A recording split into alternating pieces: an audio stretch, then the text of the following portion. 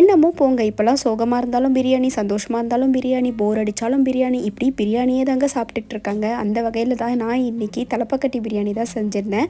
வாங்க எப்படி செஞ்சேன்னு பார்க்கலாம். இதுக்கு ஒரு சின்ன மசாலா பவுடர் ரெடி பண்ணிக்கலாங்க. இதோட அளவு எல்லாமே நான் கமெண்ட்டில் பின் பண்ணுறேன். அதுக்கப்புறம் அதே மிக்ஸி ஜாரில் ஒரு சின்ன துண்டு இஞ்சி, 5 பல்லு பூண்டு, 5 சின்ன வெங்காயம், ஒரு கைப்பிடி அளவுக்கு புதினா, கொத்தமல்லி இதை போட்டு அரைச்சி வச்சுக்கலாம். கூடவே 5 பச்சை மிளகாய் சேர்த்து அரைச்சிக்கோங்க. நான் சொல்ல மறந்துட்டேன். அதுக்கப்புறம் என்னங்க, ஒரு குக்கரில் எண்ணெய் வச்சுட்டு ஒரு தின்னாக ஸ்லைஸ் பண்ண ஒரே ஒரு வெங்காயம் மட்டும் போட்டு வதக்கி விட்டுக்கலாம். அது கூடவே நம்ம அரைச்ச அந்த விழுதியும் சேர்த்து நல்லா வதக்கி விட்டுருங்க.